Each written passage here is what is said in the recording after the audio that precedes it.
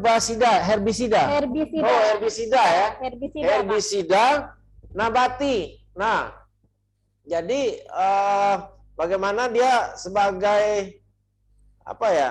Mengendalikan rumput ya. umumnya, Pak. Tapi tidak membunuh ya. Iya, mengendalikan ya. Mengendalikan. Jangan dibunuh, Pak ya. Kasihan juga kan. Nah, itu. Tapi bagaimana nanti trik dan bagaimana cara membuatnya? Nah, ini kita penasaran. Saya pun penasaran nih mau ngikuti sampai habis. Nah, untuk itu kami berharap supaya sobat wisata ini sekalian, mari kita ikuti sampai selesai dan bahkan ada door prize. Nah, door prize dari untuk Bu 3 Intan. orang, Pak. Cuman hanya untuk 3 orang. Nah, gitu. Nanti yang lain dapat nomor HP-nya. Ya gitu. Nomor HP Mbak Dina dan nomor HP Bu Intan. Nah, kayak gitu. Nah, mari ikuti dengan sesama. Mudah-mudahan materi pada pagi hari ini bermanfaat untuk kita semua dan mendapat ridho dari Tuhan Yang Maha Esa, Allah Subhanahu wa taala, dan kita masih tetap dalam posisi dan kondisi sehat walafiat. Jangan lupa Bapak Ibu dan hadirin sekalian, sobat wisatani yang berbahagia, tetap jaga imun. Nah, jaga imun, makan yang bergizi, jaga jarak, tetap pakai masker kan gitu, jauhi kerumunan, jangan lupa cuci tangan kan gitu. Nah, barangkali itu yang dapat kami sampaikan. Sekali lagi kami mengucapkan terima kasih atas partisipasi dari peserta sekalian, sobat wisatani yang setia ini untuk mengikuti sampai ke sesi 74 ini. Demikian dari kami atas nama Balai Besar Pelatihan Pertanian Menuang sekali lagi mengucapkan terima kasih dan terima kasih. Mohon maaf kalau seandainya ada hal-hal yang kurang berkenan. Demikian billahi taufik wal hidayah. Wassalamualaikum warahmatullahi wabarakatuh. Waalaikumsalam warahmatullahi wabarakatuh. Terima kasih Pak Pur yang sudah memberikan semangat ini pagi hari ini. Nah, kebetulan kan ini edisi Oktober itu untuk pemuda, Pak. Wah, milenial, Pak. Iya, milenial. Sesuai dengan yang programnya Kementerian Pertanian ya, Pak ya. Iya. Mengunggulkan para petani milenial di seluruh Indonesia ini. Nah, pada kali ini memang mengambil tema tentang herbisida untuk pengendalian gulma. Nah, gulma ini memang sebenarnya semacam tanaman ya, untuk para insan pertanian sendiri memang sudah familiar tentang gulma ini. Itu tanaman pengganggu, tanaman pokoknya. Jadi mau tidak mau memang ya harus dikendalikan dan bahkan ditekan pertumbuhannya. Nah, untuk pengendaliannya sendiri memang banyak sekali cara-cara untuk pengendalian, baik itu secara teknis, mekanis maupun dengan menggunakan bahan kimia, baik organik maupun yang bahan kimia yang berasal dari nabati. Nah, pada sesi kali ini herbisida, dia merupakan ya pestisida, tapi secara sumber bahan kimianya itu mengambil dari sumber bahan nabati. Nah, khususnya yang nanti diambil itu adalah dari daun. Nah, mungkin Bapak, Ibu, para sobat wisatani semua, kakak-kakak yang sudah mengikuti acara ini pasti akan penasaran. Daun apa sih yang akan dijadikan sebagai bahan herbisida? Nah, ini Mbak Dina akan menyampaikan materinya tentang pembuatan herbisida tersebut. Nah, untuk menyingkat waktu dan nanti biar panjang diskusinya, biar Bapak Ibu juga puas, saya langsung berikan saja kepada Mbak Dina Islamiah Putri untuk memberikan materinya. Kepada Mbak Dina, dipersilahkan. Ya, terima kasih.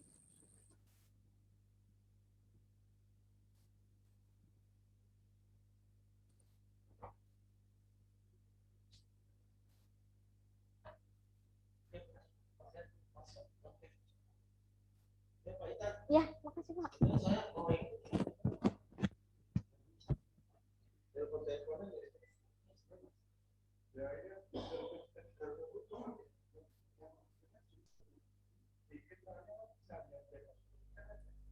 Nah, untuk tampilan slide-nya sudah masuk ya. Ya, sudah Mbak, sudah.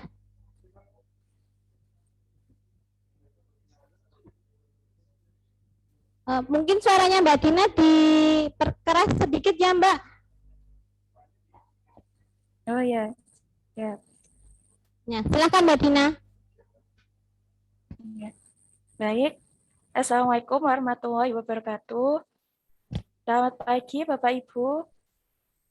Terima kasih sudah meluangkan waktunya hari ini untuk bergabung di webinar dari BWW Binuang. Kami juga mengucapkan terima kasih kepada BWW Binuang yang telah mengundang kami untuk berbagi apa yang kami kerjakan, kami kembangkan di startup PT Biotek Cipta Kreasi. Perkenalkan saya Dina, saya staf R&D di PT Biotek Cipta Kreasi. Nah, di sini di divisi R&D itu ada 4 subdivisi. Di sini ada yang meneliti tentang biofertilizer dari bakteri, ada yang dari mikoriza yang kemarin sudah disampaikan di webinar sebelumnya. Terus ada divisi saya itu tentang biokompon. Jadi di sini kami coba mencari alternatif bahan-bahan yang bisa dimanfaatkan dan dikembangkan menjadi produk yang lebih ramah lingkungan. Dan ada satu lagi itu divisi probiotik ikan. Jadi memanfaatkan bakteri juga, ada ekstrak juga untuk membantu hasil perikanan seperti itu. Nah, di sini kami akan berbagi tentang hasil penelitian kami, yaitu tentang potensi pemanfaatan ekstrak daun. Nah, di sini kami memanfaatkan daun dari tanaman refugia. Tanaman refugia yang banyak ditanam petani di sekeliling lahan untuk border, dan dia juga memiliki banyak manfaat. Nah, itu nanti kita uji kemampuannya sebagai herbisida nabati. Ya, sebelumnya mohon maaf apabila dalam penyampaiannya nanti masih terbatas ilmu saya. Kami juga masih terus belajar di sini. Semoga nanti ada manfaat yang bisa diambil. Nah, jadi untuk pemanfaatan bahan alami yang ada di sekitar kita itu bisa mendukung pertanian organik. Mereka tidak menggunakan bahan kimia sintetis. Jadi untuk pertanian organik sendiri itu kan kita mau lingkungan, kita kembalikan ke lingkungan.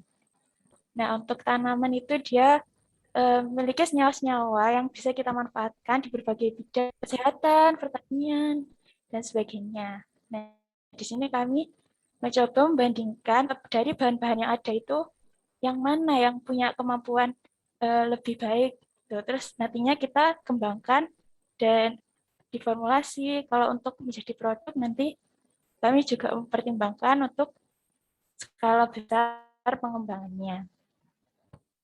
Nah, di webinar sebelumnya sudah disinggung ya tentang budidaya organik yang sekarang sudah semakin diminati produknya karena masyarakat sudah semakin sadar untuk meningkatkan kualitas kesehatan. Nah, untuk memaksimalkan hasil dari budidaya organik itu sebaiknya menerapkan pengelolaan hama secara terpadu yang bisa juga mencakup OPT yang lainnya, patogen, bakteri, jamur, dan juga gulma.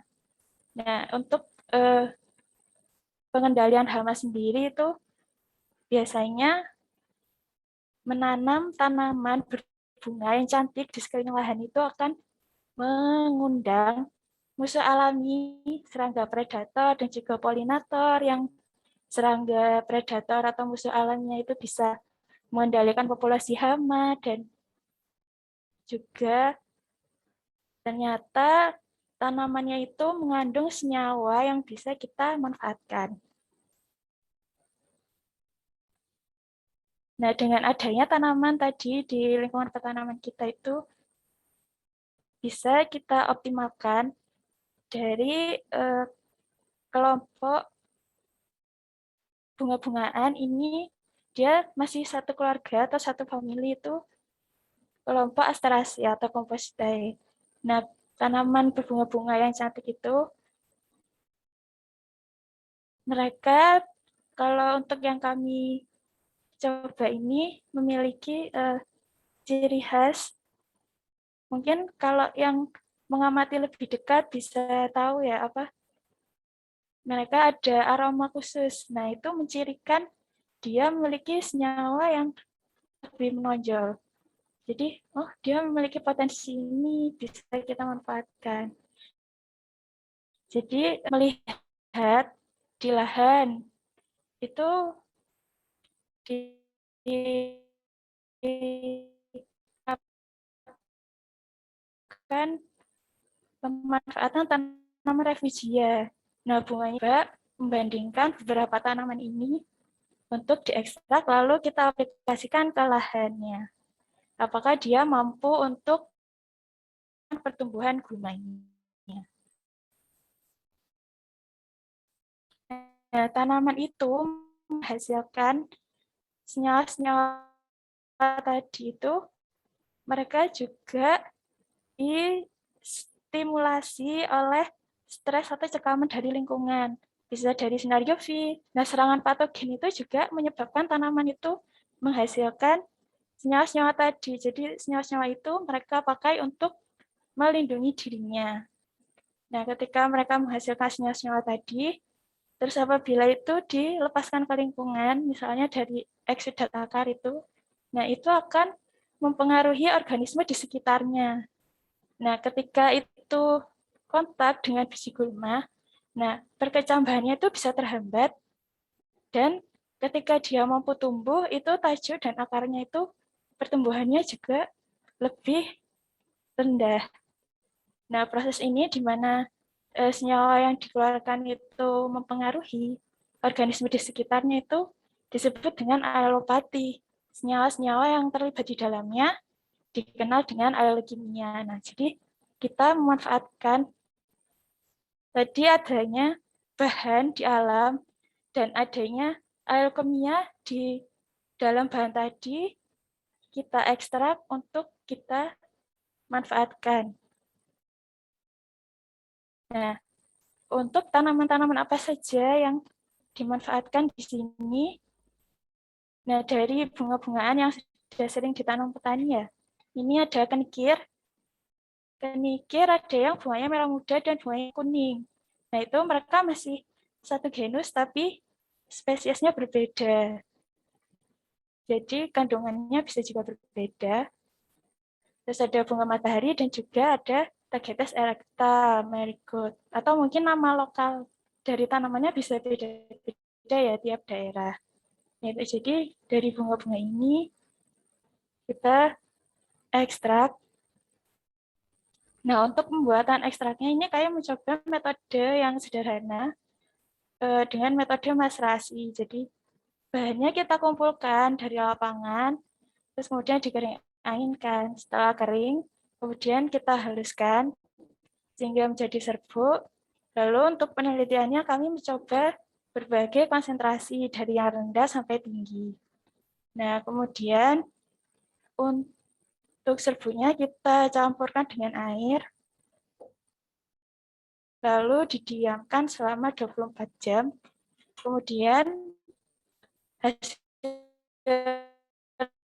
rendamannya itu kita peras, lalu kita akan mendapatkan, nah kemudian setelah itu ekstraknya ini kami uji di beberapa tanaman dan juga gulma.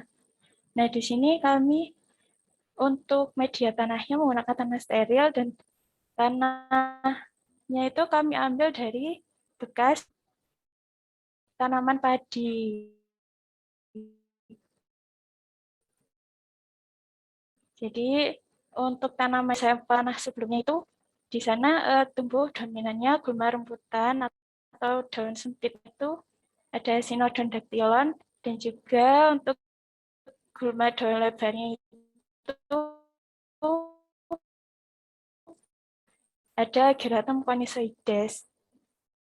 Nah, mungkin ini agak lucu ya, karena dia tumbuh, bahkan di paving dia tumbuh, di jalan. Tapi ketika kami mencoba kecambahkan di lab, di petri dish itu, dia nggak mau tumbuh. Dia nggak mau tumbuh, jadi ketika kami aplikasi, masih ini karena dia emang gaya berkecambahnya rendah atau karena pengaruh ekstrak. Jadi kami modifikasi, kami menggunakan tanah steril tadi, kami semai dulu. Jadi benar-benar gulmanya itu sudah berkecambah dalam ukuran kecil, kemudian kami pindah ke unit-unit kecil. Kemudian kami aplikasi ekstrak. Nah, untuk dokumentasi sampelnya, ini untuk kita coba di konsentrasi 20% dan 40%. Nah, jadi untuk mencapai hambatan yang lebih baik itu membutuhkan konsentrasi yang tinggi. Terhambat daripada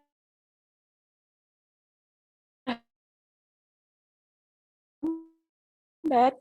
Bagaimana kalau diaplikasikan ke tanaman gitu. Nah, untuk sampel padinya itu kami coba diaplikasi pada 1 minggu awal dan umur 2 minggu, kemudian itu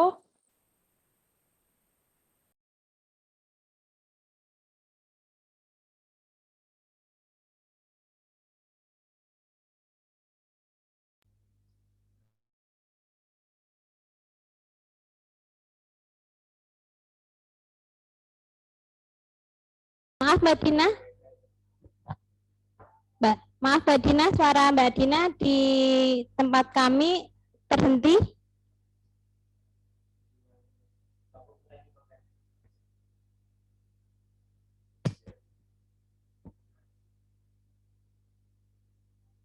Maaf para sobat wisatani semua, karena memang kami terkendala dengan teknis, karena beliau ini ada di Yogyakarta dan kami ada di Kalimantan Selatan, jadi kendala teknis ini memang tidak bisa dihindarkan seperti ini. Jadi mohon untuk kesediaannya untuk menunggu dan Mbak Dina dapat kembali lagi ke ruang virtual kita.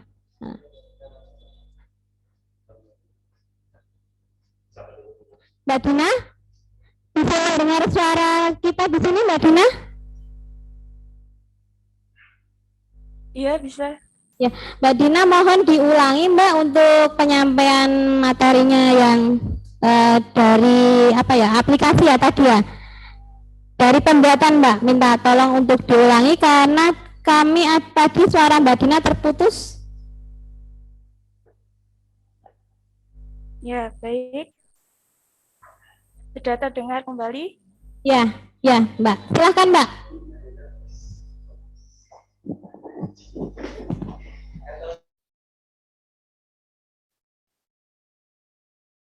Nah, ini ya baik.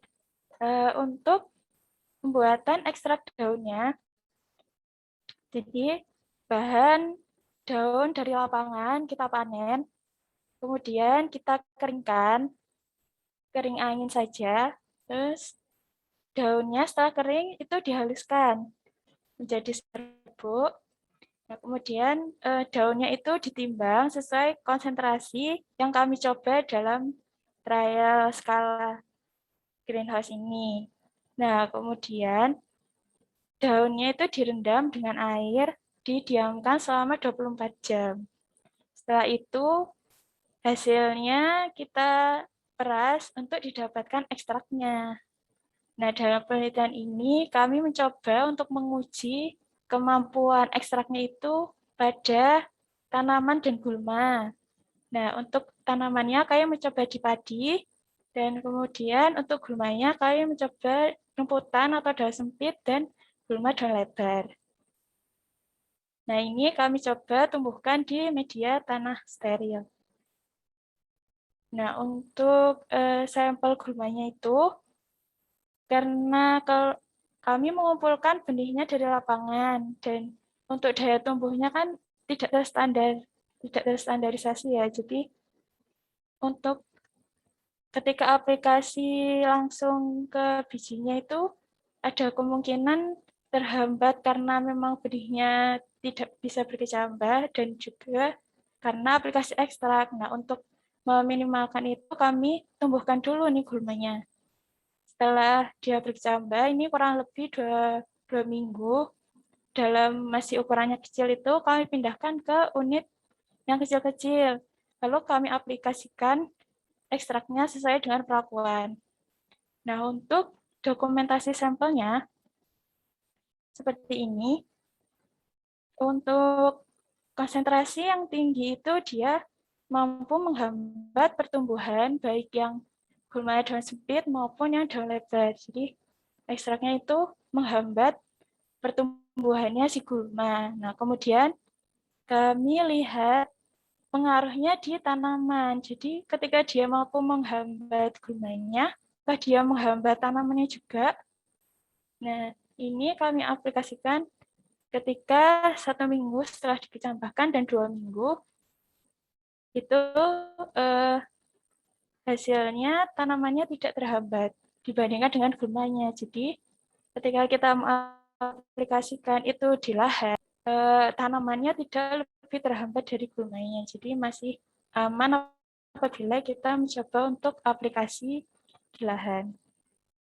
Nah, untuk hasilnya kami melakukan pengamatan pada sampel yang tadi, membandingkan berapa dari kenikir, bunga matahari, dan bunga marigold tadi, dari ekstrak daunnya itu yang dia mampu menghambat lebih besar dari bahan yang lain itu adalah dari ekstrak bunga matahari. Baik dari pertumbuhan tajuknya, akarnya, kemudian untuk di tanaman padinya itu dia tidak menghambat. Jadi pemanfaatannya untuk ekstrak dari daun matahari ini lebih baik daripada untuk sampel yang lain. Ya, sampel yang lain juga bisa menghambat, tapi kemampuannya lebih tinggi yang ekstrak daun matahari. Nah, dari gulma rumput daun atau daun sempit dan gulma daun lebar ini, gulma yang daun lebar itu dia lebih respon terhadap aplikasi ekstrak daun. Nah, dari hasil tadi, kemudian kalian menyimpulkan, oh, bahan yang dari daun bunga matahari itu dia lebih tinggi kemampuannya. Kemudian akan kami kembangkan lebih lanjut atau kami uji lebih lanjut di lahan. Nah, untuk bunga matahari sendiri itu kan dia manfaatnya sebelumnya sudah banyak ya. Bisa dari bijinya untuk makanan, kosmetik, untuk minyak. Terus bunganya juga memiliki estetika yang bisa jadi buket bunga. Dan untuk mahkotanya yang warna kuning itu bisa dijadikan warna alami. Nah, untuk daunnya itu ada literatur yang menyebutkan dipakai untuk obat ginjal. Tapi mungkin belum familiar, dan di sini kami mencoba bagaimana jika dimanfaatkan sebagai herbisida nabati. Nah, dengan hasil tadi mencari di literatur yang mendukung hasil trial kami. Nah, dari literatur yang kami dapatkan, si ekstrak daun bunga matahari ini dia mengandung senyawa bioaktif, helianol, dan leptokarpin yang di dalam percobaan tersebut itu dia menghambatnya setara dengan herbisida sintetis. Kemudian dengan hasil ini kami optimis untuk mencoba ke lapangan. Nah, kami mencoba aplikasinya pada tanaman jagung. Jadi kami melakukan pengamatan pada gulmanya dan tanamannya juga. Untuk itu dia menurun. Jadi dengan aplikasi tadi gulmanya itu pertumbuhannya terhambat sehingga dari hasil sampelnya biomasanya turun pada pengamatan awal itu hingga 60%. Kemudian selanjutnya sudah berkurang hambatannya menjadi 30%. Nah, dengan menurunnya biomasa gulma tadi, jadi kompetisi antara tanaman dan gulma itu menurun dan tanaman jadi bisa lebih optimal dalam menyerap nutrisi dan air sehingga diharapkan pertumbuhannya lebih optimal dengan hasil biomasa seperti itu, jadi lebih tinggi. Nah, untuk dokumentasi trialnya, jadi dalam percobaan kami itu si ekstrak ini dia menghambat atau menunda perkecambahannya. Jadi gulmanya pertumbuhannya lebih lambat dan ketika tumbuh itu dia lebih kecil daripada gulma yang tidak diperlakukan. Tapi secara visual semakin lama memang gulmanya bukan di aplikasi terus mati gitu. Jadi dia terhambat, lebih terkendali gitu. Nah, untuk tanamannya jadi pertumbuhannya lebih baik dan hasilnya juga lebih meningkat. Selain itu kami coba mencoba aplikasi di tanaman kedelai untuk sampel gulmanya juga menurun biomasanya dari aplikasi ekstraknya tadi.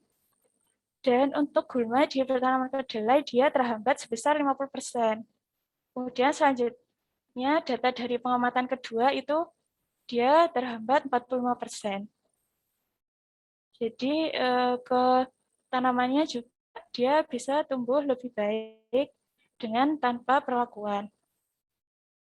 Namun memang apabila dibandingkan dengan yang pengendaliannya intensif, pengendalian secara manual dengan penyiangan yang bisa sampai bersih akarnya itu untuk hasil tanamannya belum bisa mencapai setinggi itu. Jadi kemungkinan untuk dosisnya itu kami masih perlu ditambah lagi.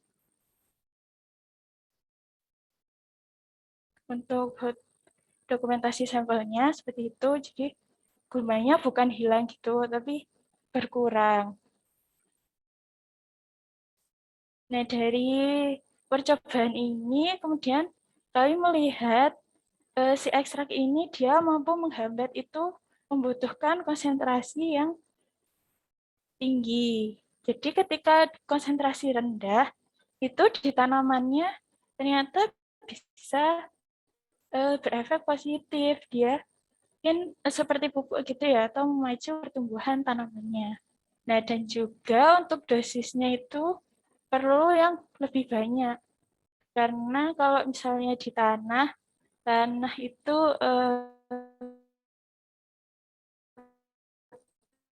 bahannya biji gulma. Jadi jumlahnya gulma di tanah sangat banyak, ekstrak yang juga banyak untuk mendapatkan hambatan yang lebih besar lagi. Nah, kemudian untuk spesies gulmanya juga dia ada yang lebih sensitif, ada juga yang tidak. Untuk gulma tertentu juga tipe daunnya berbeda, sehingga dia tidak sensitif atau malah tidak terpengaruh dengan aplikasi ekstrak. Dan juga untuk stadia pertumbuhan gulma. Nah, semakin awal diaplikasikan dan ekstrak itu berkontak dengan gulma yang masih dalam bentuk biji. Ketika itu diserap oleh biji gulmanya, metabolismenya terhambat, perkecambahannya tertunda, jadi pertumbuhannya rendah. Tapi ketika dia sudah membentuk organ tajuk dan akar, itu pengaruhnya berkurang atau malah di gulma tertentu tidak berpengaruh. Kemudian untuk kondisi lingkungannya juga, untuk bahan organik dipengaruhi juga apabila suhu terlalu tinggi, misalnya dari ekstrak sudah menguap atau leaching, atau bisa juga terdegradasi oleh mikrobia yang ada di tanah. Nah, untuk penelitian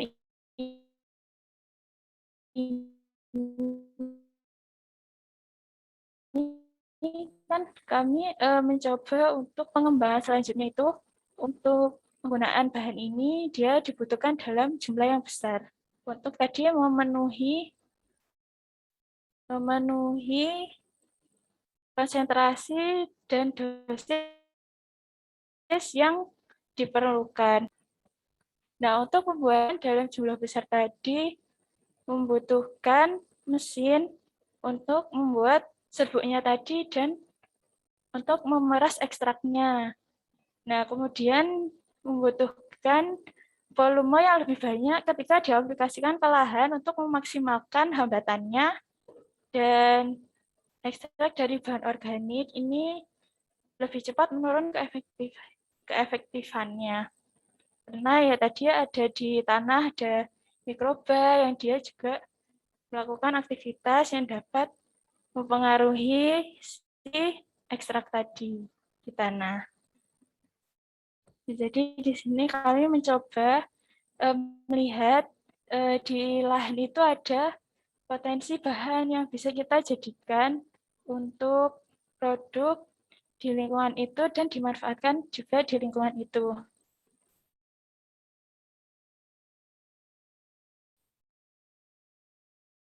Ya, demikian yang bisa saya sampaikan. Kurang lebihnya mohon maaf. Ya, ini kami mau menunjukkan sedikit untuk pembuatan ekstraknya.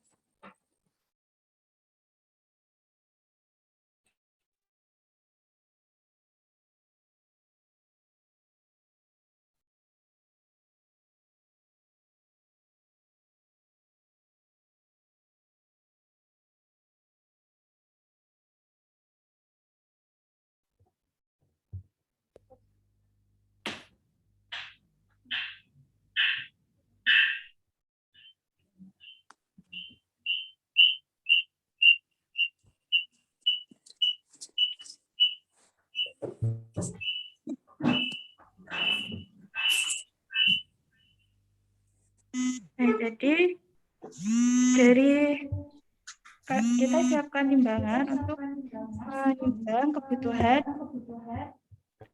konsentrasi ekstraknya. Kemudian ini ada serbuk daunnya, ini serbuk daun bunga matahari, ditimbang sesuai konsentrasi yang diperlukan.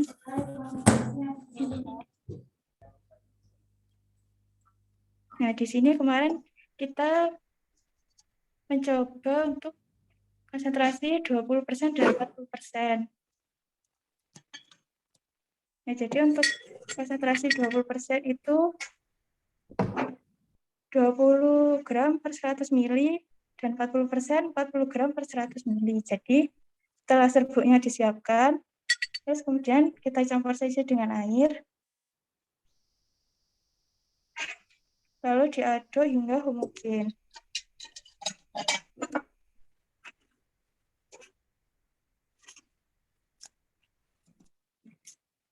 Diaduk hingga tercampur sempurna. Terus kemudian untuk wadahnya kita tutup dengan penutup plastik atau aluminium foil hingga kedap udara. Kemudian didiamkan selama 24 jam.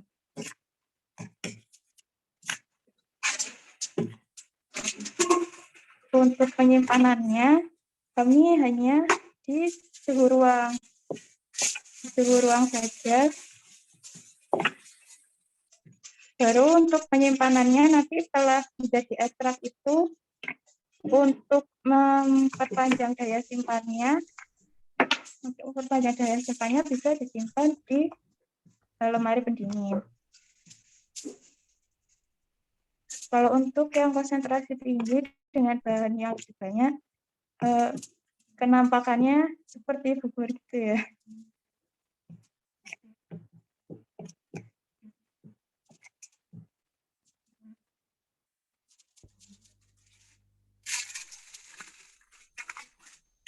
tinggal disimpan saja setelah 24 jam, keesokan harinya itu kita peras ekstraknya. Terus kemudian bisa kita aplikasikan langsung. Kalau tidak dipakai langsung, bisa disimpan di lemari pendingin.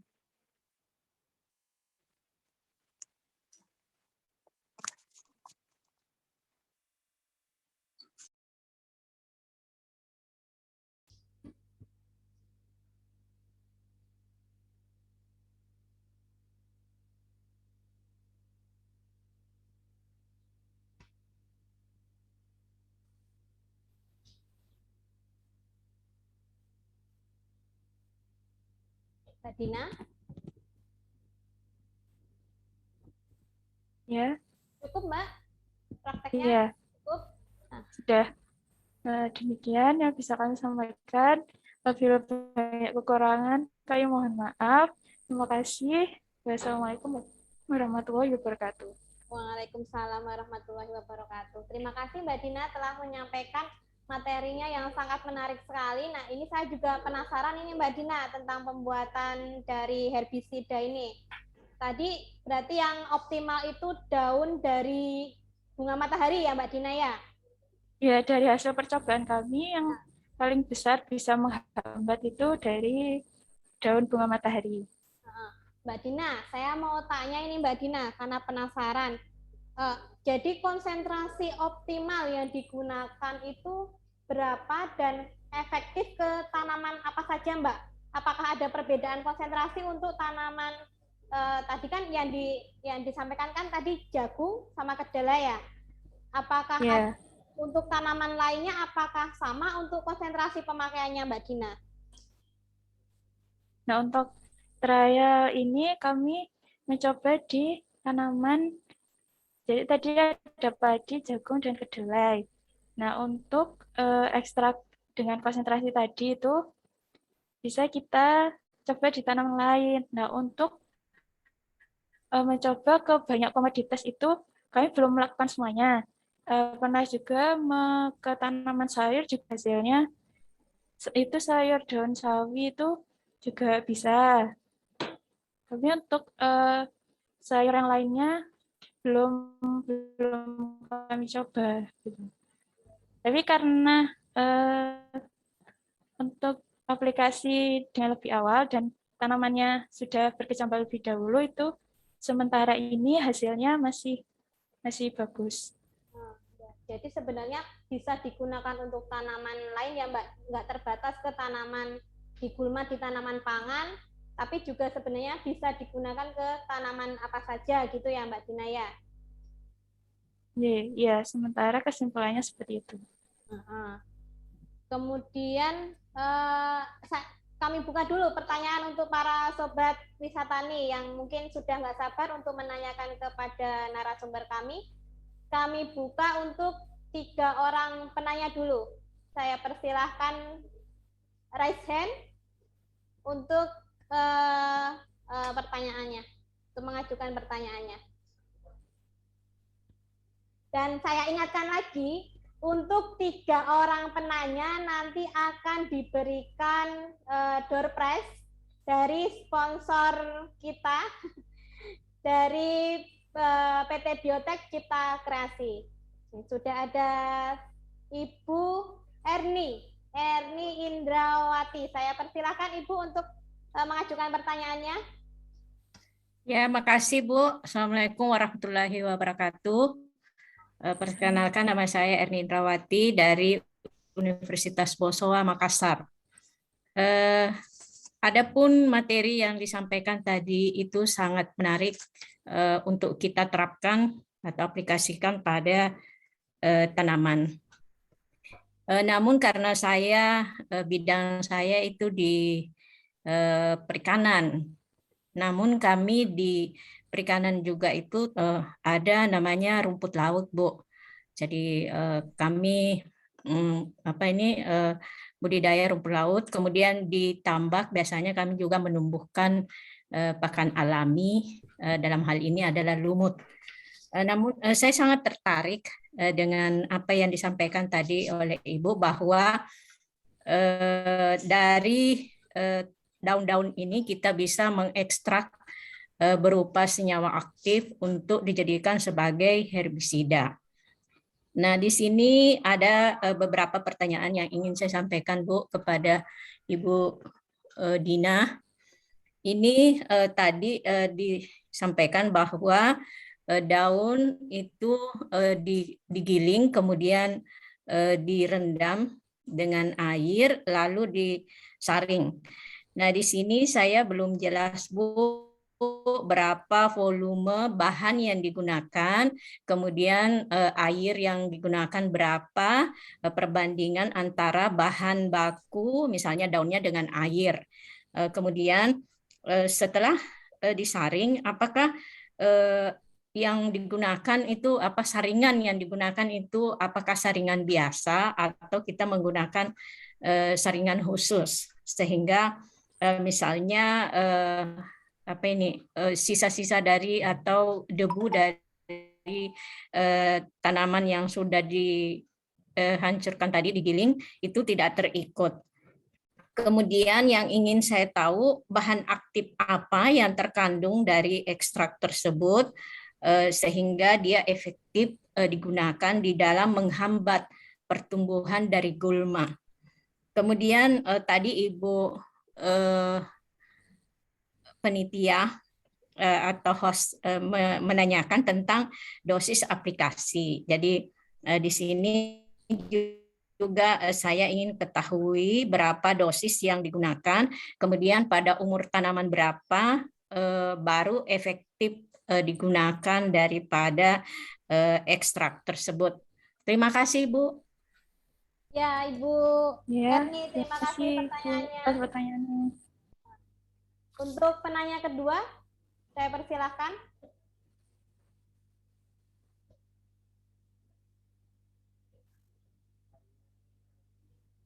Ibu Mariani dari Disbun Kukar. Saya persilahkan Ibu untuk mengajukan pertanyaannya. Iya, terima kasih Bu. Tadi saya mengikuti penyampaian, saya terus terang dari Dinas Perkebunan Kabupaten Kutai Kartanegara. Tadi mengikuti paparan dari Bu Dina yang sangat bermanfaat Bu bagi kami ilmunya. Yang ingin saya tanyakan tadi yang dicoba Bu Dina ya untuk komoditi tanaman pangan, contohnya cuman kedelai sama padi. Kebetulan kami dari Dinas Perkebunan, apakah ada percobaan terhadap gulma pada tanaman perkebunan seperti itu. Terus terang juga kami di Kaltim ini mungkin beda dengan di Jawa Bu ya, untuk kondisi lingkungan pasti berbeda. Yang ingin saya tanyakan, apakah sudah ada percobaan uji efektivitasnya untuk daerah selain di Jawa, terutama mungkin di Jogja Bu ya, percobaannya itu. Mungkin itu. Kemudian tentang ketersediaan tadi disampaikan bahwa ekstrak daun bunga matahari itu yang paling bagus ya Bu Dina ya. Apakah terus terang untuk di daerah kami mungkin agak kesulitan Bu untuk memang ada, cuman tidak sebanyak mungkin di daerah Jawa. Apakah ada selain bunga matahari yang mungkin setelah uji efektivitasnya juga sama atau mungkin bahkan bisa lebih dari bunga matahari Bu? Mungkin itu Bu dari saya. Terima kasih. Assalamualaikum warahmatullahi wabarakatuh. Waalaikumsalam. Terima kasih Bu Mariani. Kemudian satu penanya lagi. Yang ketiga. Satu aja.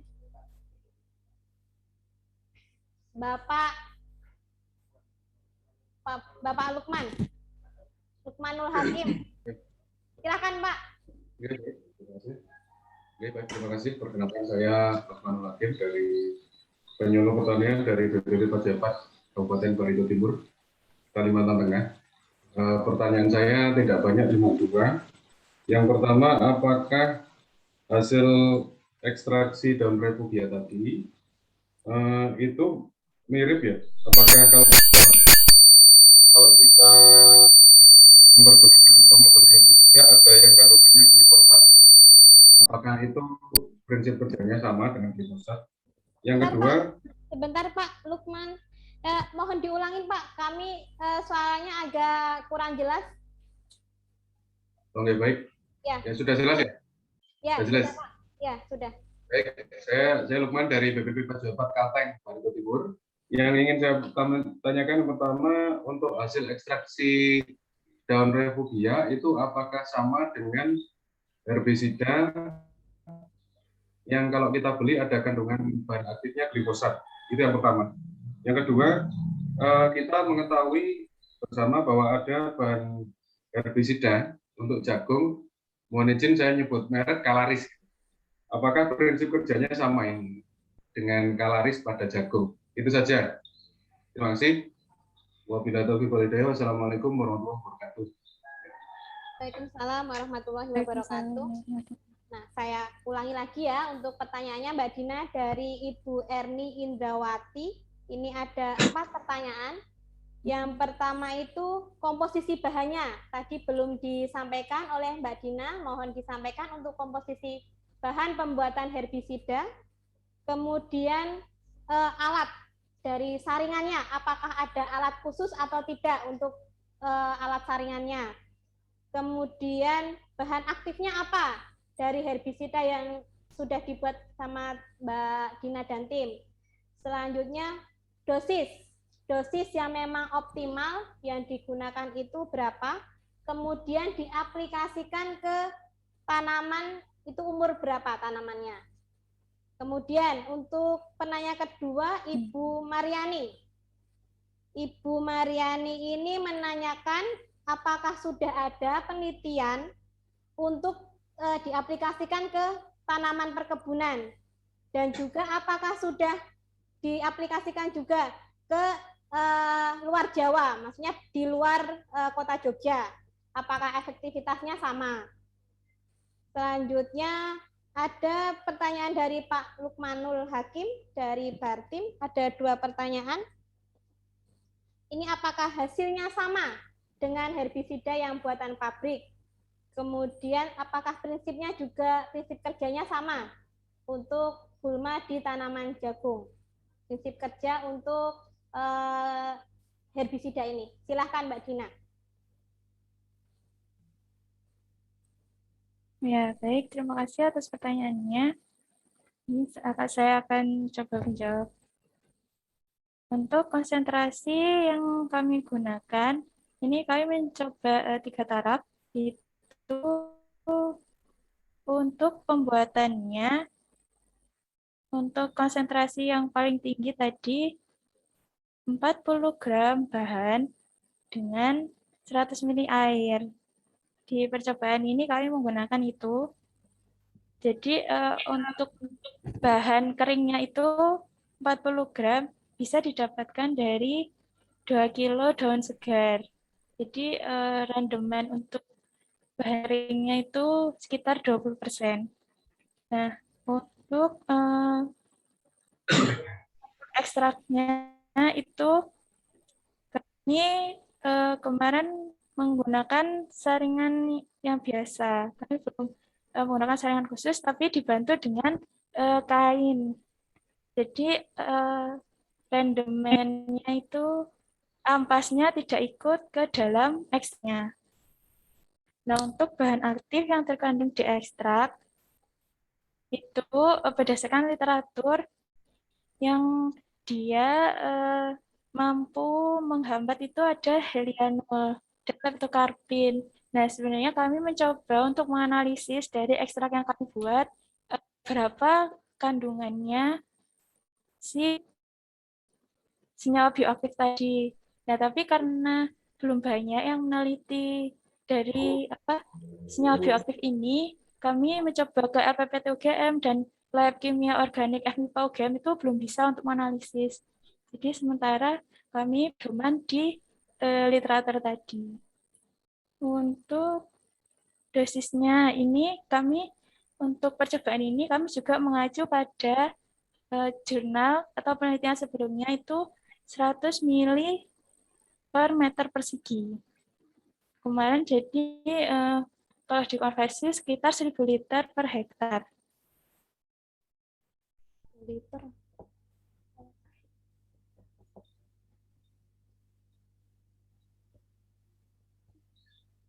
Terus kemudian untuk Umur tanaman, Mbak. Ibu Erni, Diaplikasikan ke umur tanaman berapa, Mbak? oh ya, dari uji pendahuluan tadi, kami kemudian mengaplikasikannya 2 minggu setelah tanam. Jadi untuk setelah pengolahan tanah, kemudian ditanam, untuk 2 minggu itu kan pertumbuhan gulmanya masih belum banyak ya. Jadi kita aplikasikan di situ, tanamannya sudah berkecambah, jadi harapannya ekstraknya itu lebih ke gulmanya dan tanamannya sudah stabil pertumbuhannya, jadi tidak terhambat dari adanya ekstrak di tanahnya itu. Bagaimana, Ibu? Bagaimana, Ibu? Bu Erni? Ada tanggapan, Ibu Terima Erni? kasih Bu atas penjelasannya. Saya akan mencoba ini untuk tanaman terutama di pekarangan biasanya banyak gulma. Ya. Makasih Bu. Ya. Selanjutnya Mbak Dina, ke penanya kedua Mbak Dina. Iya, Bu. Ibu Mariani tadi. Apakah sudah diaplikasikan ke luar Jawa, Mbak Dina? Nah, ini jadi kami baru penelitian awal untuk menggali potensi bahan-bahannya itu. Jadi kami masih terbatas di Sleman tepatnya, Ibu.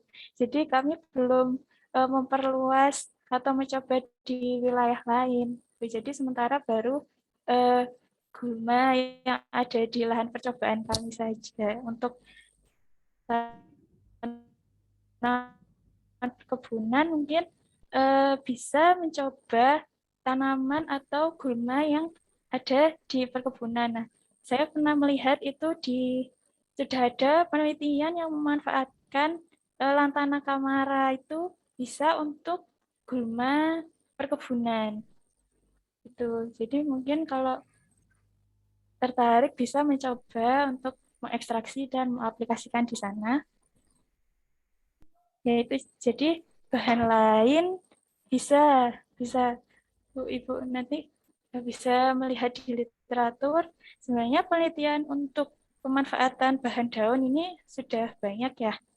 Jadi bisa melihat potensi di lapangan di sekitar Ibu yang belum banyak dimanfaatkan dan didukung dengan literatur. Oh, dia modusnya ini bisa kita manfaatkan, bisa dicoba gitu. Jadi memanfaatkan bahan yang ada di sekitar kita. Begitu Ibu Mariani, Bu, ada tanggapan Ibu?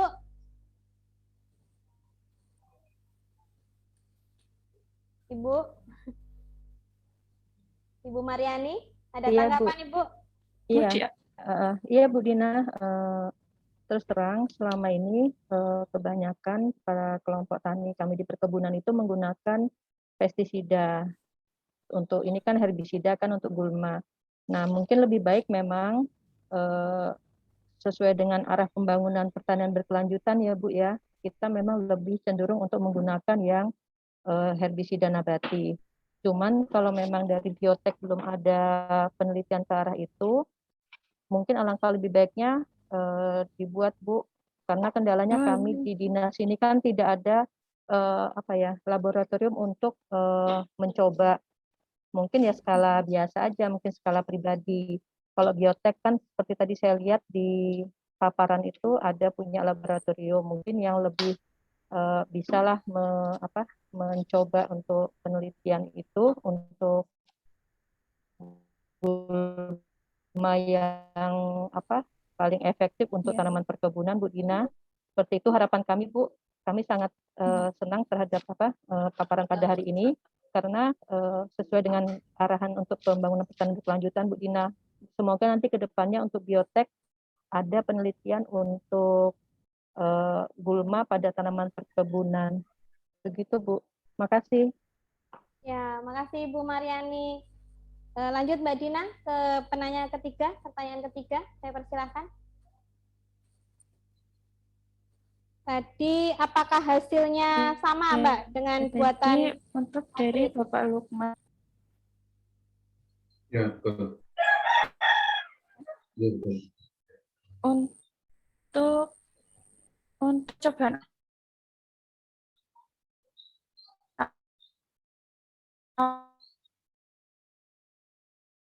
Maaf Mbak Dina, suara Mbak Dina putus-putus Mbak Dina. Bisa awal diulangi? ini kami baru halo. Ya, mendengar. Ya. Jadi untuk riset awal ini kami membandingkan potensi antar bahan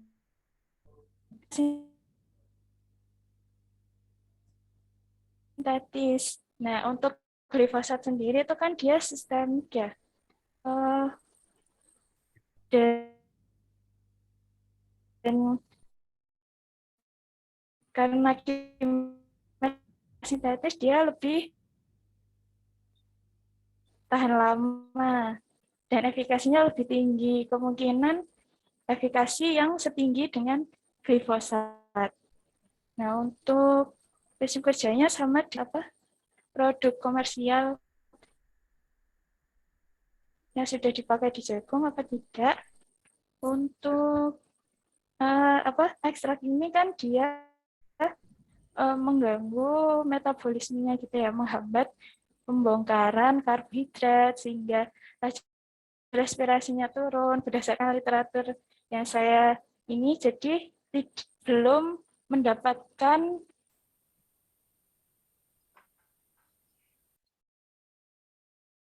spesifik mekanismenya yang detail. Jadi untuk ekstraknya ini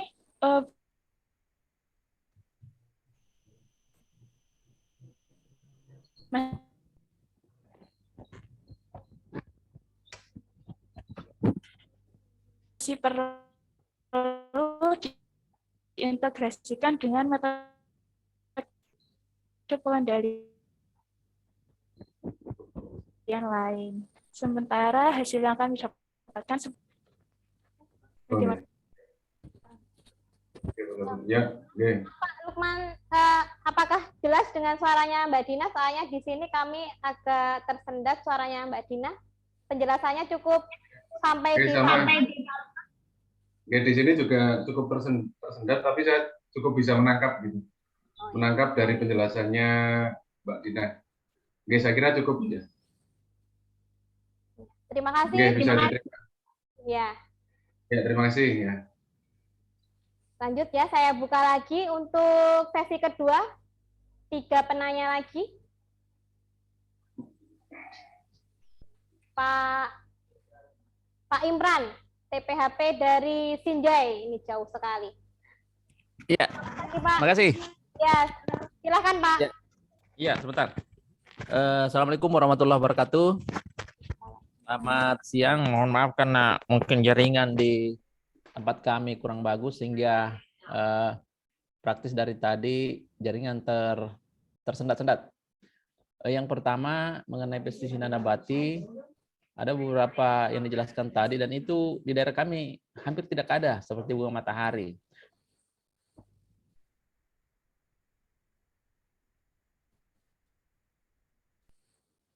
Pak Imran, maaf, bisa diulangi Pak, suara Bapak di kami terputus. Pak Imran? Pak Imran, apakah masih ada di layar virtual, Pak?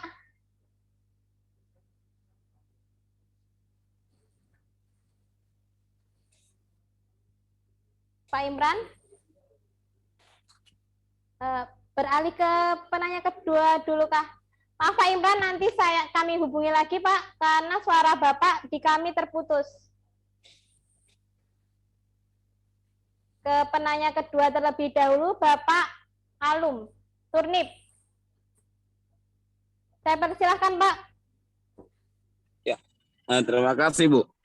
Nah ini saya mau tanya saja, kira-kira ekstrak daun yang digunakan jadi sistematisasi untuk herbisida itu, apakah bisa digunakan hasilnya itu untuk atau dikategorikan sebagai herbisida untuk kontak atau sistemik? Begitu aja Bu. Ya, cukup Pak. Ya itu aja Bu. Apakah dikategorikan sebagai herbisida kontak atau sistemik? Ya, terima kasih Pak. Ya Bu, makasih Bu. Untuk penanya ketiga, Bapak Adrianus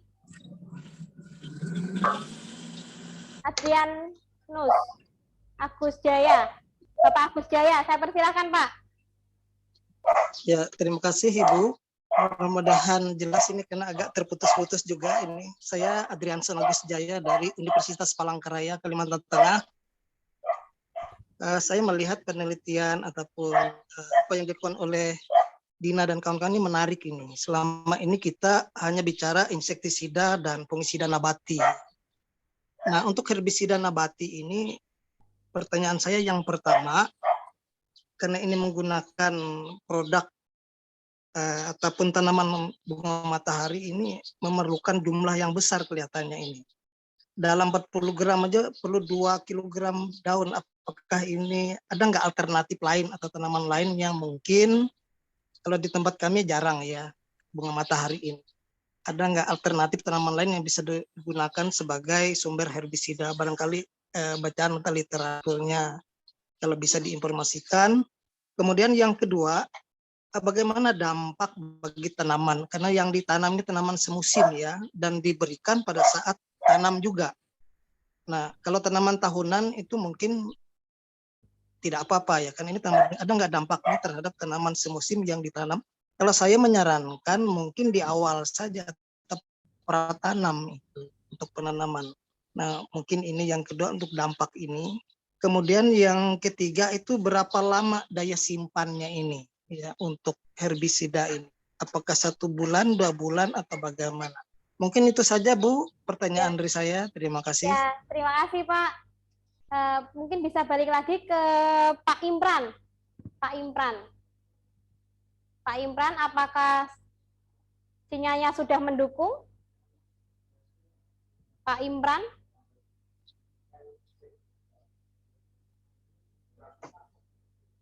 Pak Imran masih ada di layar virtual kita?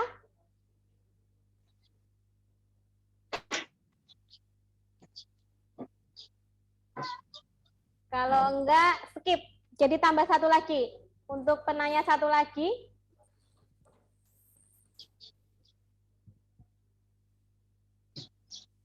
Masih ada? Mas operator minta tolong dipilihkan untuk Sobat Wisatani.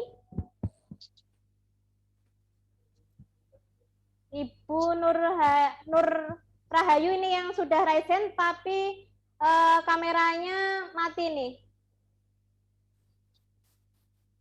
Mungkin cukup ya untuk 2 penanya.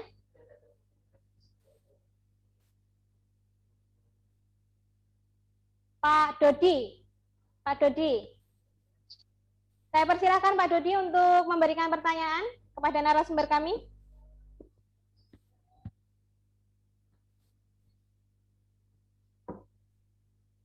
Pak Dodi, saya persilahkan.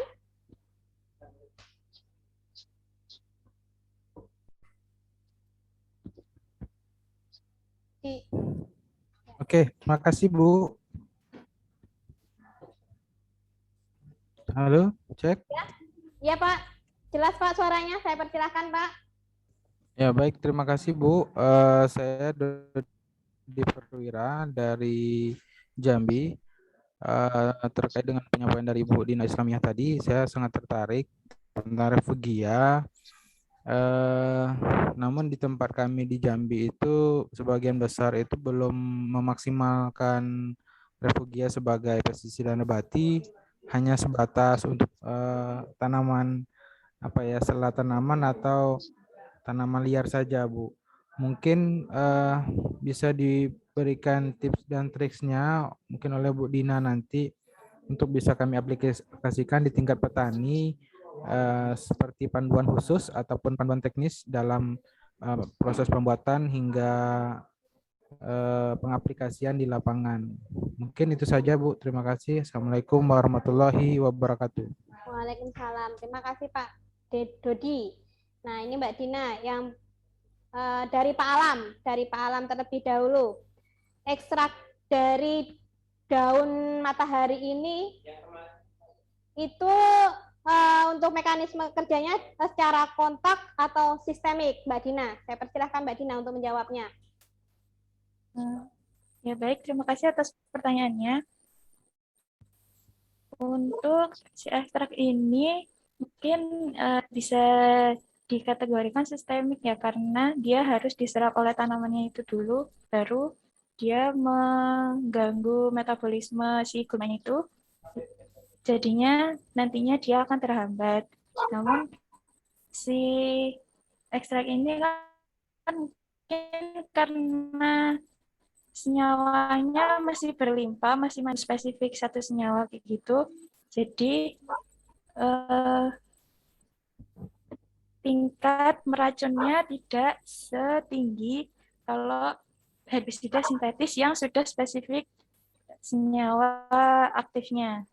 Jadi sementara dari pengamatan kami seperti itu.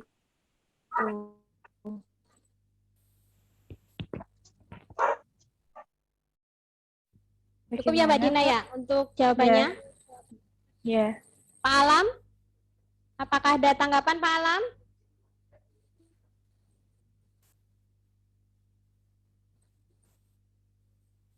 Kalau nggak ada respon dari Pak Alam,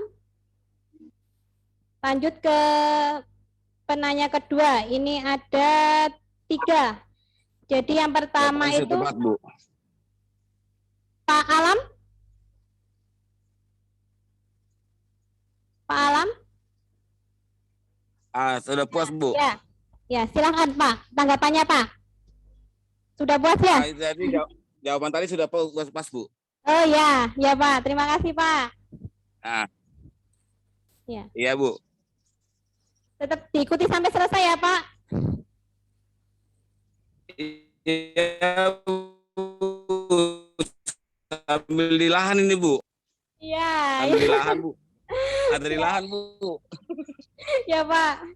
Lanjut ke penanya kedua ya Mbak. Ini ada 3 pertanyaan. Yang pertama, alternatif lain bahan yang digunakan untuk herbisida itu apa?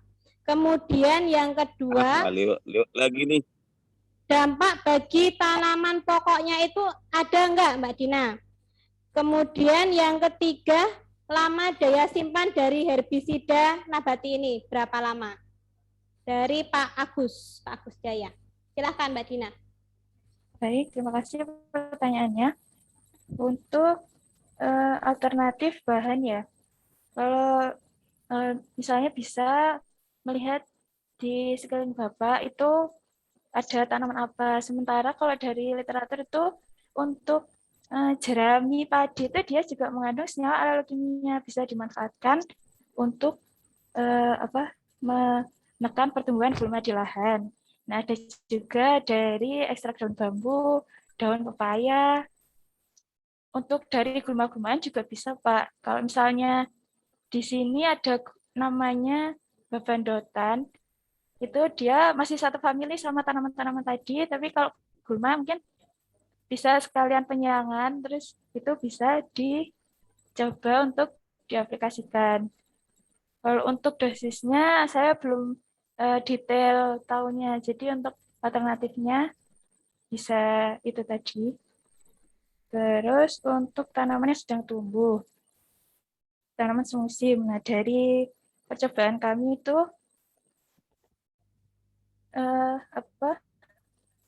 hasilnya dia belum sebaik tanaman yang dipelihara dengan penyiangan manual yang bisa bersih. Jadi kemungkinan apabila aplikasi ekstra kemudian diintegrasikan dengan pengendalian hand weeding atau penyiangan itu tanamannya tetap bisa tumbuh baik. Jadi karena bahan organik tadi kan dia cepat terdegradasi, sudah terdekomposisi, jadi keefektifannya menurun. Nah, bisa jadi ditambahkan penyiangannya itu biar bisa lebih maksimal. Jadi mungkin hanya mengurangi frekuensi penyiangannya gitu. Nah, untuk daya simpannya, selama kami mencoba itu, kami menyimpan di lemari pendingin itu 3 bulan, 4 bulan masih masih bisa diaplikasikan. Nah, untuk lebih lamanya itu belum mencoba. Kemungkinan kalau disimpan lama karena itu ekstrak biasa ya, tidak ada pengawetnya, aromanya agak berubah, tapi kalau di lemari pendingin lebih tahan lama. Kalau disimpan di suhu ruang mungkin berbeda lagi, aromanya bisa berubah ke yang lain lagi. Seperti itu, Kak. Pak Agus Jaya, ada tanggapan Pak Agus Jaya? Ya, sedikit Bu tentang ini aplikasi tadi. Biasanya kalau nabati itu berkali-kali ya. Jadi persoalannya kita itu kapan kita harus aplikasi. Mungkin pada saat tanaman sudah sekian hari tumbuh, mungkin dia lebih kuat ketimbang dari tanaman gulma yang baru tumbuh itu. Jadi intinya kalau pestisida atau herbisida itu harus berkali-kali kita aplikasi, diusahakan. Mungkin saran saya saja, ya mungkin dosisnya perlu ditingkatkan dan mungkin diperatanam saja di aplikasi supaya tidak berdampak terhadap tanaman budidayanya, Bu. Untuk tanaman semusim ini, Bu. Terima kasih, Bu, komentar saya. Terima kasih Pak Agus Jaya. Kemudian penanya ketiga tadi Pak Dodi. Adakah sudah ada juknisnya Mbak? Ada panduannya tentang penggunaan herbisida dari ekstrak ini? Kalau memang sudah ada panduannya, bisa di-share kepada para sobat tani semua. Gitu Mbak Dina. Mohon penjelasannya Mbak Dina, silahkan. Kalau untuk teknisnya ya, untuk pertama penyiapan bahannya. Nah, jadi mungkin memang perlu bahan yang banyak itu di lahan bisa ditanam lebih banyak lagi, karena kalau untuk kenikir atau bunga matahari, dia sebenarnya mudah tumbuh. Nah, untuk sudah sistematis untuk panduannya belum ada, tapi untuk langkah-langkah secara umum tadi seperti pembuatan ekstraknya sudah yang seperti di slide itu. Jadi setelah tanamannya ditumbuhkan kurang lebih umur 2,5 sampai 3 bulan itu biasanya kami mengambil sampel daunnya, terus kemudian dijemur kering angin saja, terus dihaluskan, kemudian diekstrak dengan air, terus diperas atau disaring untuk mendapatkan filtratnya atau ekstraknya tadi. Gitu, Pak. Itu Pak Dodi. Ada tanggapan Pak Dodi? Saya persilahkan.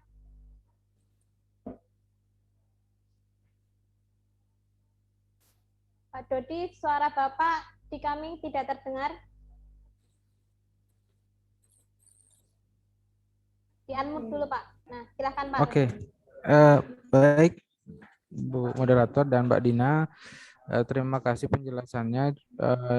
Cuman begini, mungkin kami di Jambi ini kan ada beberapa petani yang mungkin bisa kami diajak mengelola sebuah kegiatan pestisida nabati gitu kan. Namun petani di sini kan lebih banyak juga mendapatkan materi-materi biasanya dari penyuluh-penyuluh. Nah, kami pun juga sebagai kelompok mandiri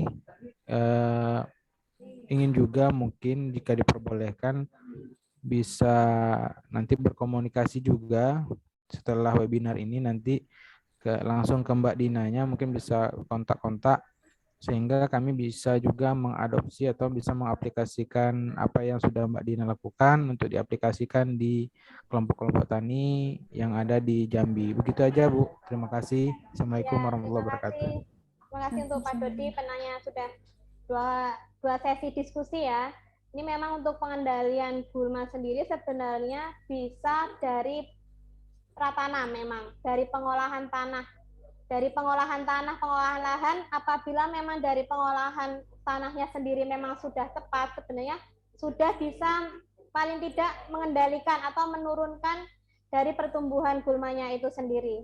Karena dari pengolahan tanah yang sudah tepat, maka biji-biji gulma yang ada di tanah pun juga akan dia akan ukurannya, partikelnya akan semakin kecil.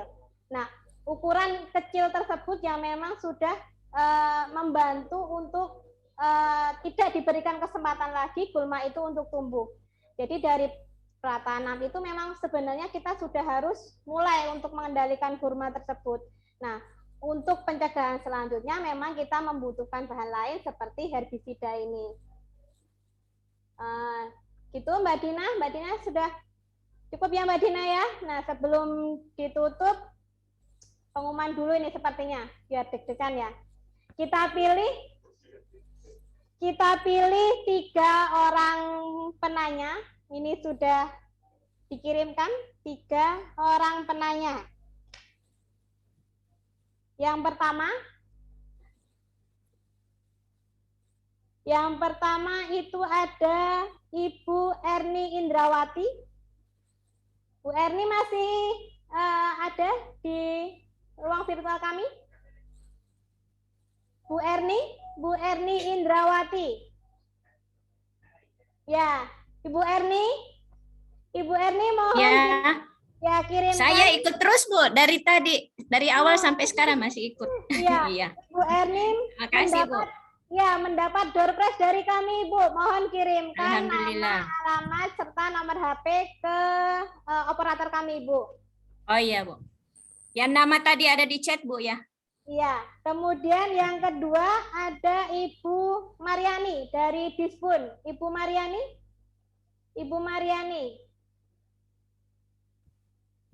Mariani, apakah masih? Nah, Ibu Mariani, Ya Bu. Ibu mendapatkan door prize dari kami. Mohon Ibu chat nama, alamat serta nomor telepon ke operator kami, Bu. Nomor operatornya mana Bu ya? Di chat Zoom aja Bu, di chat Zoom aja. Oh, nama sama alamat ya Bu. Iya, Ya, nama siap Bu. serta alamatnya. Dan Makasih nomor Bu. HP ya Bu ya. Ya siap, makasih Bu. Kemudian yang ketiga siapa ini ya? Yang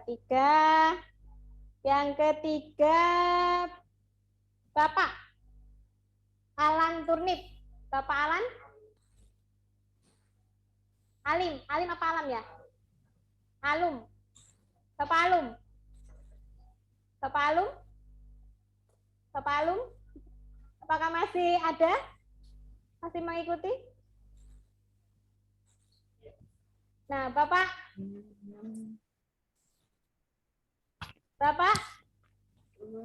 mendapatkan door prize dari kami, Pak. Mohon dicatkan di room chat kami nama, alamat, serta nomor HP Bapak.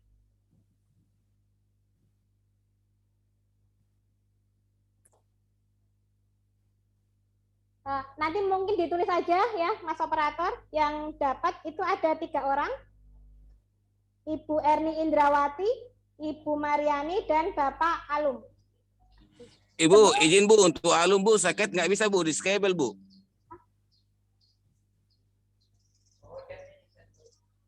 Ibu, izin Bu, saya mau cat tapi posisinya dalam disable. Oh ya.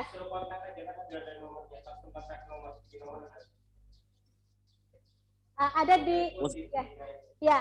Pak, kami lampirkan kontaknya, bisa langsung menghubungi CP dari Biotek, Pak. Biotek Bu ya? Iya, sudah kami lampirkan. Jadi yang dapat door prize pada pagi hari ini ada Ibu Erni Indrawati, Ibu Mariani, dan Bapak Alum Turnip. Nah, kami masih ada sesi 1 kali lagi di bulan Oktober untuk sesi pemuda milenial yang nanti diselenggarakan pada tanggal 27 Oktober.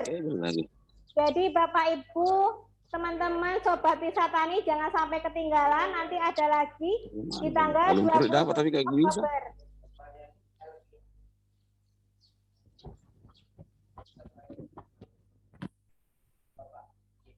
Untuk tanggal 20 karena tanggal merah kami tidak on air dulu, jadi mundur di tanggal 27 Oktober. Nah, di tanggal tersebut kami juga akan memberikan door prize. Jadi Bapak Ibu semua jangan sampai ketinggalan di tanggal tersebut. Nah, sebelum ditutup ada closing statement dari narasumber terlebih dahulu. Saya persilahkan Mbak Dina Islamiyah untuk memberikan closing statement. Ya, baik.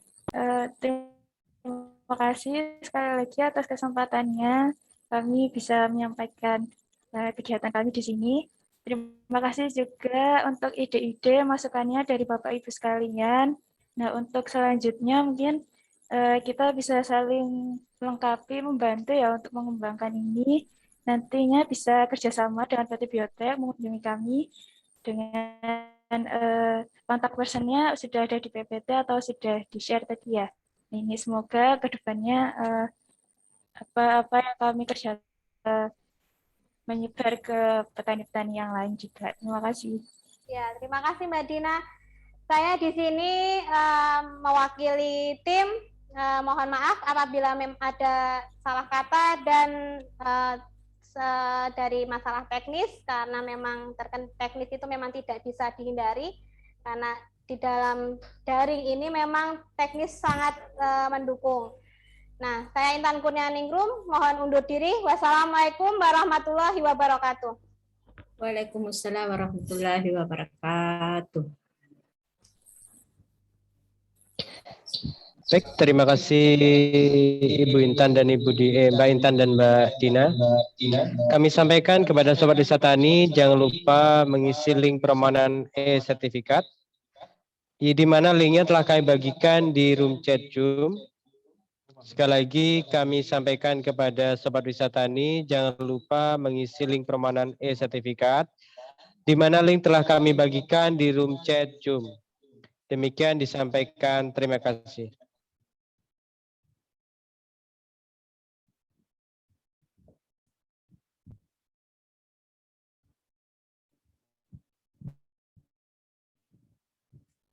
Makasih, saya mohon lift. Assalamualaikum warahmatullahi wabarakatuh.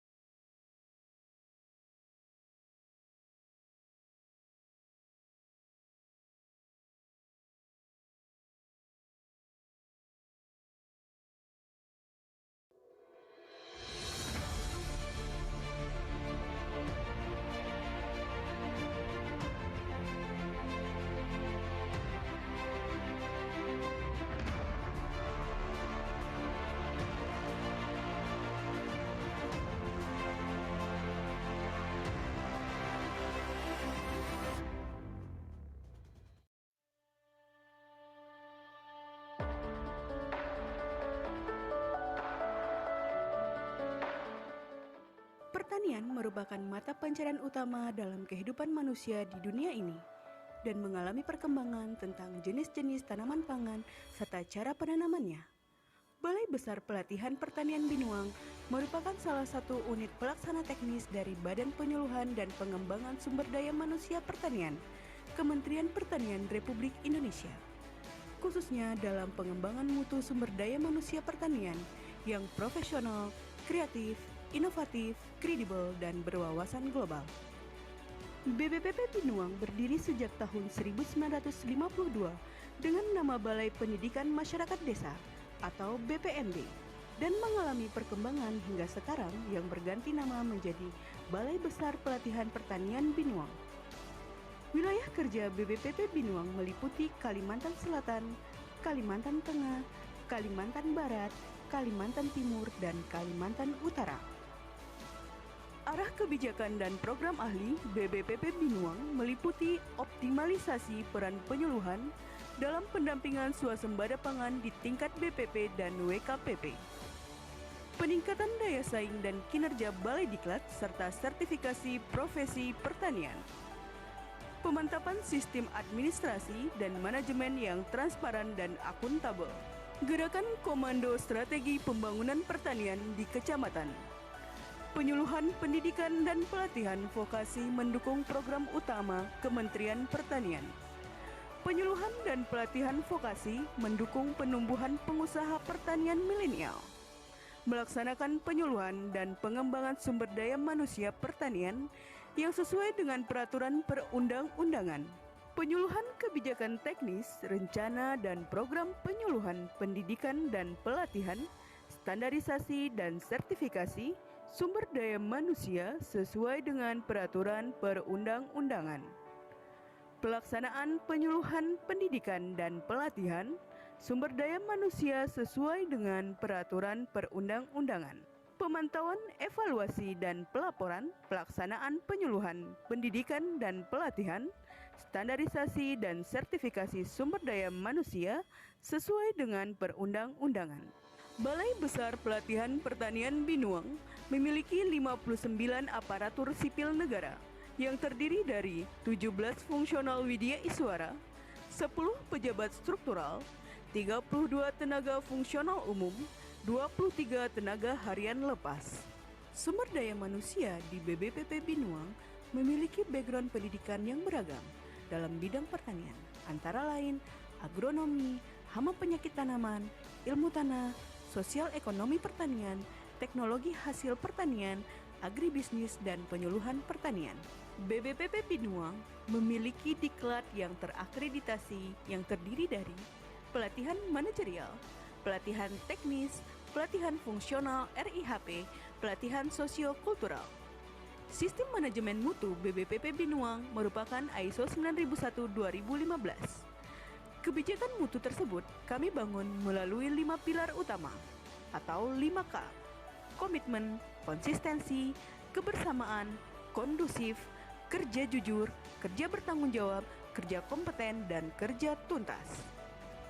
Kerjasama BBPP Binuang meliputi kerjasama bidang pelatihan, yaitu pelatihan fungsional, pelatihan teknis, dan pelatihan manajerial. Kerjasama bidang ketenagaan, yaitu tenaga fasilitator, narasumber, dan lahan praktek. Kerjasama bidang sarana dan prasarana, yaitu fasilitas asrama, aula pertemuan, dan lahan praktek. Penghargaan yang telah kami dapatkan: Unit Kerja Berpredikat Wilayah Bebas dari Korupsi tahun 2009, tahun 2013, tahun 2014. Unit Kerja Pelayanan Berprestasi Madya atas upaya meningkatkan pelayanan kepada publik tahun 2009, Unit Kerja Pelayanan Berprestasi Madya atas upaya meningkatkan pelayanan kepada publik tahun 2010. Kategori emas atas pencapaian kinerja sistem pengendalian intern tahun 2013, pencapaian kinerja sistem pengendalian intern tahun 2019. Peringkat pertama, kinerja pelaksanaan anggaran terbaik tahun 2018. Sertifikasi Sistem Manajemen Mutu ISO 9001-2015 oleh PT NHI Mandiri dan URS Certification. Dalam melaksanakan tugas dan fungsinya, Balai Besar Pelatihan Pertanian Binuang didukung oleh sarana dan prasarana pelatihan yang memadai. Kelas Gitaan kapasitas 40 peserta. Kelas Sangkuang kapasitas 30 peserta. Kelas Tangkuhis kapasitas 32 peserta. Aula Bangkinang kapasitas 120 peserta. Guest House Maritam dan Rambai memiliki 4 kamar utama, kapasitas 8 orang. Asrama Mundar, Pampakin, dan Kasturi 1 dan 2 masing-masing memiliki kapasitas 32 orang. Sarana prasarana BBPP Binuang yang lainnya meliputi gudang Al-Sintan, musola, perpustakaan, screen house, laboratorium penyuluhan, laboratorium pengolahan hasil, dan laboratorium agensia hayati. BBPP Binuang bertekad mewujudkan sumber daya manusia aparatur pertanian dan non-aparatur pertanian yang berkualitas melalui penyelenggaraan pelatihan yang profesional dan berbasis kompetensi. BBPP Binuang, profesional, mandiri, berdaya saing. Pertanian, ayo, mandiri, modern.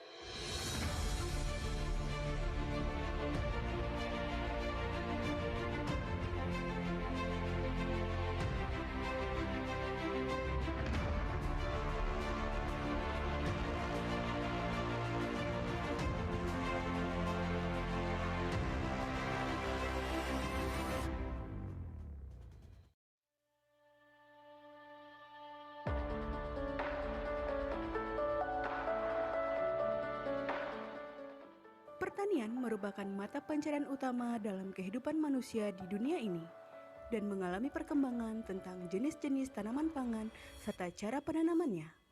Balai Besar Pelatihan Pertanian Binuang merupakan salah satu unit pelaksana teknis dari Badan Penyuluhan dan Pengembangan Sumber Daya Manusia Pertanian, Kementerian Pertanian Republik Indonesia, khususnya dalam pengembangan mutu sumber daya manusia pertanian yang profesional, kreatif, inovatif, kredibel, dan berwawasan global.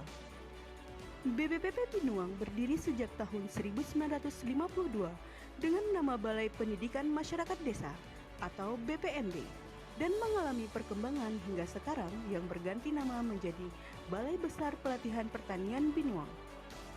Wilayah kerja BPPP Binuang meliputi Kalimantan Selatan, Kalimantan Tengah, Kalimantan Barat, Kalimantan Timur, dan Kalimantan Utara. Arah kebijakan dan program ahli BPPP Binuang meliputi optimalisasi peran penyuluhan dalam pendampingan swasembada pangan di tingkat BPP dan WKPP. Peningkatan daya saing dan kinerja Balai Diklat serta sertifikasi profesi pertanian. Pemantapan sistem administrasi dan manajemen yang transparan dan akuntabel. Gerakan Komando Strategi Pembangunan Pertanian di Kecamatan. Penyuluhan pendidikan dan pelatihan vokasi mendukung program utama Kementerian Pertanian. Penyuluhan dan pelatihan vokasi mendukung penumbuhan pengusaha pertanian milenial. Melaksanakan penyuluhan dan pengembangan sumber daya manusia pertanian yang sesuai dengan peraturan perundang-undangan. Penyuluhan kebijakan teknis, rencana dan program penyuluhan pendidikan dan pelatihan, standarisasi dan sertifikasi sumber daya manusia sesuai dengan peraturan perundang-undangan. Pelaksanaan penyuluhan pendidikan dan pelatihan sumber daya manusia sesuai dengan peraturan perundang-undangan. Pemantauan, evaluasi, dan pelaporan pelaksanaan penyuluhan pendidikan dan pelatihan, standarisasi dan sertifikasi sumber daya manusia sesuai dengan perundang-undangan. Balai Besar Pelatihan Pertanian Binuang memiliki 59 aparatur sipil negara yang terdiri dari 17 fungsional widya iswara, 10 pejabat struktural, 32 tenaga fungsional umum, 23 tenaga harian lepas. Sumber daya manusia di BPPP Binuang memiliki background pendidikan yang beragam dalam bidang pertanian, antara lain agronomi, hama penyakit tanaman, ilmu tanah, sosial ekonomi pertanian, teknologi hasil pertanian, agribisnis, dan penyuluhan pertanian. BPPP Binuang memiliki diklat yang terakreditasi yang terdiri dari pelatihan manajerial, pelatihan teknis, pelatihan fungsional RIHP, pelatihan sosiokultural. Sistem manajemen mutu BPPP Binuang merupakan ISO 9001-2015. Kebijakan mutu tersebut kami bangun melalui 5 pilar utama atau 5K: komitmen, konsistensi, kebersamaan, kondusif, kerja jujur, kerja bertanggung jawab, kerja kompeten, dan kerja tuntas. Kerjasama BPPP Binuang meliputi kerjasama bidang pelatihan, yaitu pelatihan fungsional, pelatihan teknis, dan pelatihan manajerial. Kerjasama bidang ketenagaan, yaitu tenaga fasilitator, narasumber, dan lahan praktek. Kerjasama bidang sarana dan prasarana